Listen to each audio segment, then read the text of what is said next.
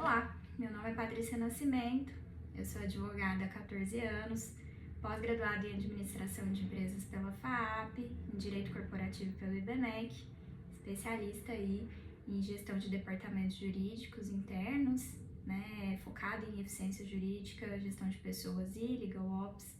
Atuo hoje só, voltada para Legal Operations, ou operações legais em português.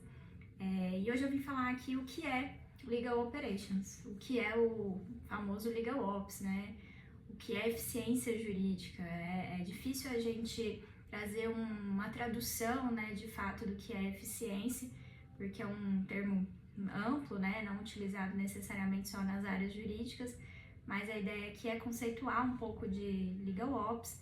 Eu, como membro do CLOC, trago aqui a mandala, do Legal Operations, que tem aí 12 cores, trazidos aqui.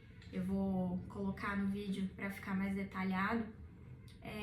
E o que é essas questões, voltadas para Legal Operations, o que são essas 12 frentes, e o que busca o Legal Operations quando voltado ali especificamente para a eficiência jurídica, tanto dos departamentos jurídicos como também dos escritórios, O que a gente busca, o que o profissional de Legal Operations quer entregar quando ele entra, dentro aí, tanto de um departamento jurídico como de um escritório, Brinco muitas vezes que nós não somos o TI, do jurídico, nós não somos o TI do escritório, mas o Legal Operations nasceu muito voltado ali, tanto para questões de tecnologia, como para questões ali de business intelligence, Muitas das vezes essas atividades, obviamente, ficam ali com nossos TIs, tanto dentro ali de corporações, como também dentro de escritórios. Mas nosso foco aqui é sim trazer um pouco mais de eficiência através da tecnologia, mas não só através da tecnologia, mas o uso aí de outras técnicas, outros mecanismos para trazer eficiência jurídica. Mas também a gente tem um olhar aqui para outras frentes, como a própria mandala do CLOC traz, como treinamentos, como também gestão de atividades e pessoas, como sim, gestão de fornecedores, gestão de tecnologia, A própria mandala, eu vou trazer aqui no vídeo, fala ali de algumas frentes que são trabalhadas pelo profissional de Legal Operations. Mas, olhando não só essas frentes, mas também o nosso dia a dia, como jurídico, o que as operações legais vieram trazer ou vieram acrescentar a atividades que talvez já estavam ali com o time de controladoria, que já estavam no back-office, de uma forma embrionária já eram feitas ali pelo próprio profissional jurídico, o advogado. Qual é a novidade? Onde está ali o plus, Onde está a cereja do bolo que o profissional de Legal Ops pode trazer ali no dia a dia das corporações? Eu costumo dizer que por muito tempo nós fomos, Legal Ops raiz, Hoje a gente traz mais estrutura, mais corpo, para o que é o Legal Ops. Antes o profissional jurídico, advogado, controller, ou no meu caso gerente ou coordenadora jurídica, a gente tinha essa necessidade, mas ela acabava ficando ali em segundo plano, A gente tinha muito foco em questões de dia a dia, apagar alguns incêndios, gerar resultados, atender nossos clientes internos ali, contratos, contencioso, outras demandas, que acabavam, sim, tomando o nosso dia e deixando a eficiência, as entregas com mais estrutura e planejamento num segundo plano, Acabávamos ali ficando em rotinas, em entregas, em outras metas, outros resultados, e acabava que o Legal Ops, dentro de uma função ou de coordenação, ou de gestão, ou que seja de controladoria, ficava ali em segundo plano, Então, no dia a dia, como controller, o que a gente visava entregar, Muitas vezes os nossos controllers jurídicos ali são estagiários, são profissionais um pouco mais júniores, que são focados ali muitas das vezes no contencioso, Então é aquele profissional que o departamento jurídico, a empresa recebeu uma citação, ele vai cadastrar em algum sistema ou não, caso a empresa ainda não tenha evoluído para um sistema, ele vai fazer um cadastro manual, ele vai enviar para o escritório, ele vai fazer um cadastro ali, às vezes numa agenda, num Excel, e vai partir ali para a condução daquele processo, né? Uma atividade quase que de back-office. Quando eu falo condução, eu falo de distribuição, né? Muitas das vezes ou para o escritório terceirizado, a maioria das vezes, né? Ou muitas raras vezes, né? Para internamente, né? Para alguns advogados ali do time. Isso eu tô falando aqui do lado de cá, né? Do departamento jurídico. E esse controller passa a acompanhar ali os andamentos do processo, né? Então, tivemos uma sentença, vamos fazer um acordo, chegamos ali numa fase de acórdão, eventualmente o processo se finaliza ali, seja via acordo, condenação, etc. Esse processo é baixado, né? Há uma gestão, muitas das vezes também ali de questões de provisionamento para algumas empresas maiores, outras não. Mas o fluxo costuma ser esse, né? Não há uma análise ali detalhada daquela demanda. E onde que o profissional de Legal Ops entra, né? Nesse exemplo que eu dei. O profissional de Legal Ops, ele vai entrar trazendo inteligência para esse processo e muitas das vezes trazendo tecnologia para esse processo, né? Então, se hoje eu recebo uma citação, às vezes corro o risco de revelia, por exemplo, não tem um sistema ali que faz a captura de distribuição dos processos. Então, eu recebo isso nas cartinhas que vêm do tribunal, muitas das vezes isso se perde, eu chego num prazo, às vezes, muito em cima para nós advogados. O profissional de Legal Ops entra dentro desse processo e analisa. Será necessário contratar um sistema para fazer captura? Será necessário contratar um sistema ali para cadastrar esse processo e gerar informações BI, né, com essas demandas? Muitas das vezes sim, né? Pensando ali numa estrutura grande de uma corporação, de uma empresa com uma estrutura maior. E nessa busca, o profissional de Legal Ops, buscando eficiência, vai ao mercado, organiza bids com alguns sistemas, ou em alguns casos, né, utiliza mecanismos que a própria empresa já tem. Eu gosto muito de dar o exemplo do Google e Microsoft, né? Hoje são ferramentas que a gente tem ali na rotina de qualquer empresa. A gente não consegue viver sem um workplace ou sem as ferramentas da Microsoft. E hoje elas geram, né, bastante, existem bastante aplicativos que são nativos dessas ferramentas que podem ser utilizados para uma boa gestão de contencioso. É claro que, ou gestão de alguns workflows, né? É claro que ferramentas especializadas de mercado, né, várias de prateleira que a gente tem por aí, de eficiência, de gestão, de tanto de contratos como de contencioso, elas vão gerar mais eficácia ou mais especialização naquele tema.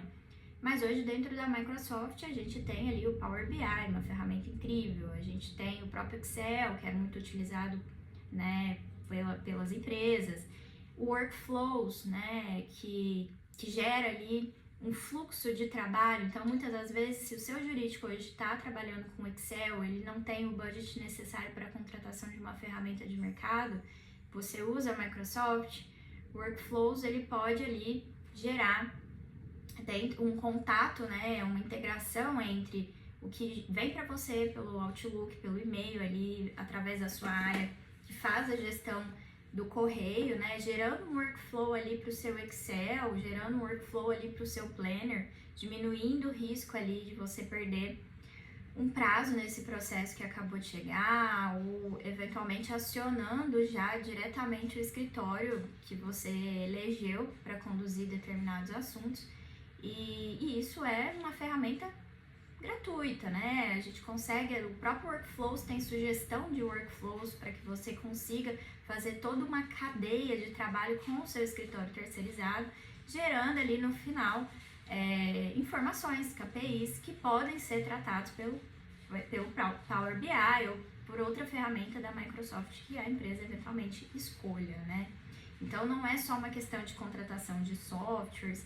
E eu falo muitas das vezes que quando, né, olhando para trás, dando um passo para trás, quando a gente tem uma demanda, um problema ali dentro, né, da estrutura do jurídico, A tecnologia nem sempre vai ser a solução, a gente vai estar apenas digitalizando, né, aquele problema. Então, muitas das vezes não é o workflow que vai resolver o problema, é de fato um alinhamento com a área de expedição, com a portaria do condomínio do prédio onde a sua empresa está, sobre um fluxo de trabalho de entregar aquelas citações, né? Porque muitas das vezes não é o workflow que vai gerar eficiência para o seu processo, mas é um bate-papo, uma conversa, um treinamento ali de algumas pessoas que vão receber essas cartas em filiais ou na sede da empresa.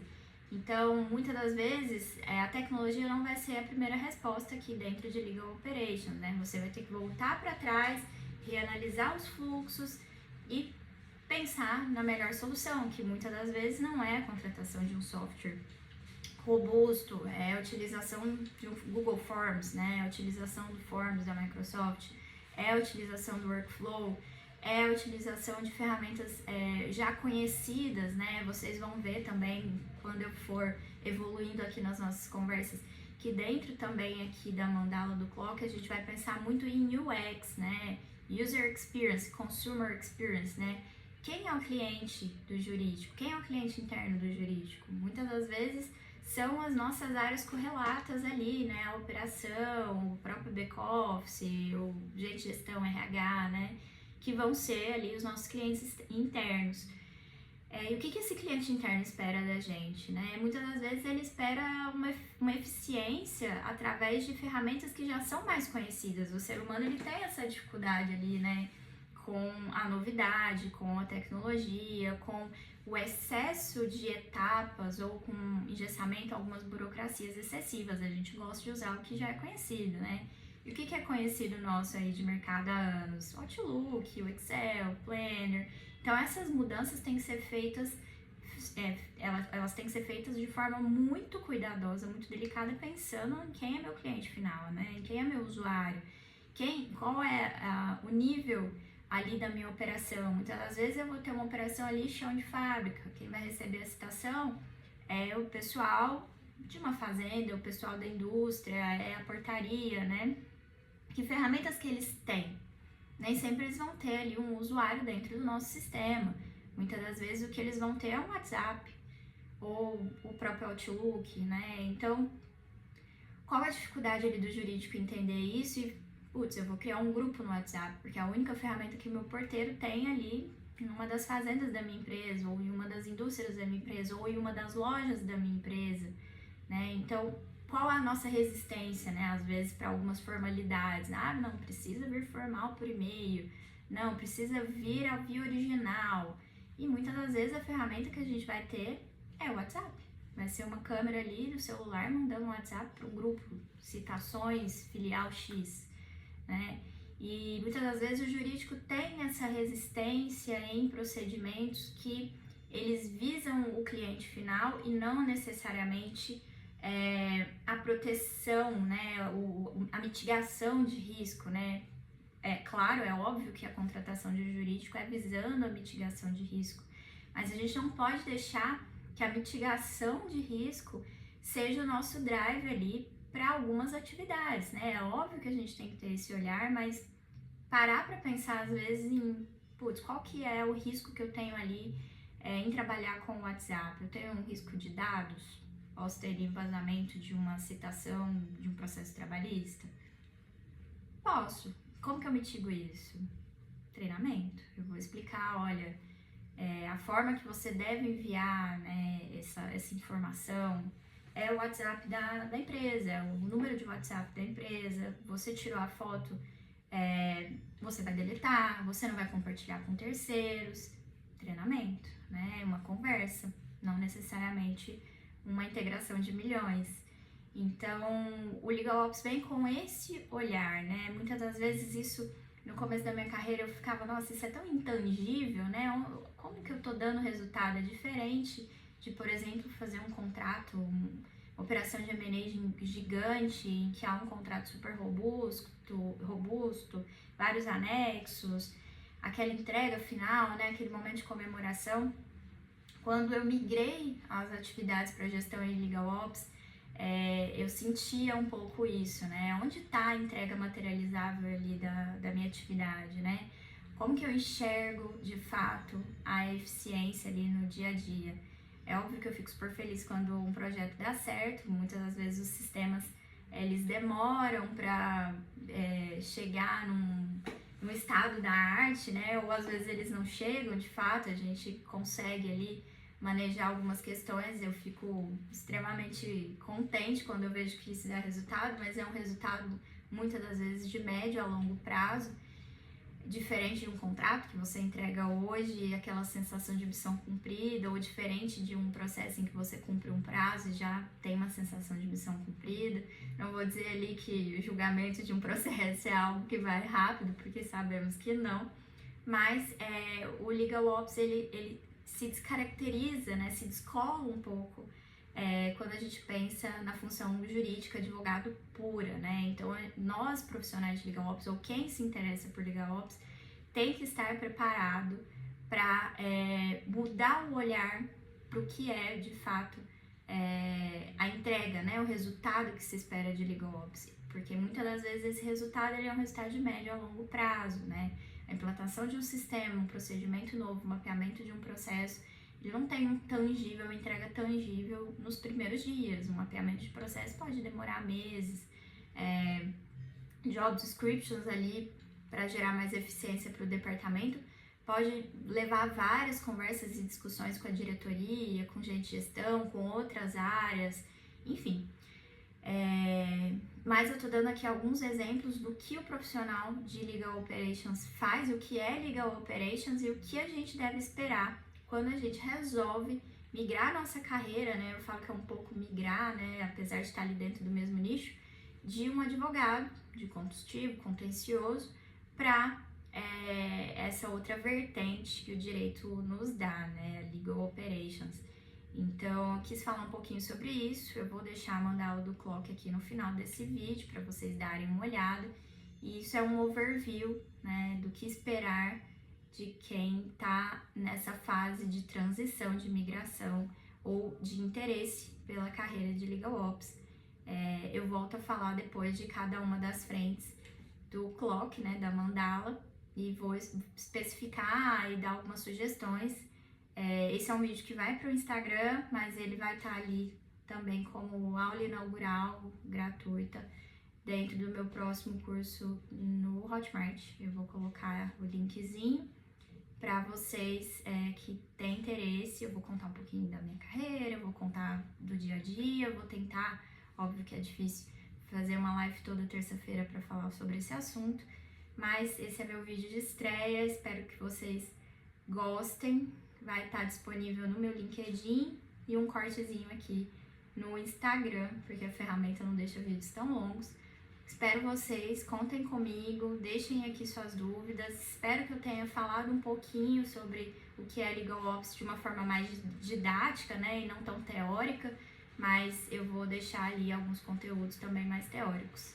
Vejo vocês aí ou na próxima live ou no curso de Legal Operations, né? Migrando da carreira do advogado contencioso consultivo para uma carreira de Legal Operations corporativa. Vejo vocês lá. Obrigada.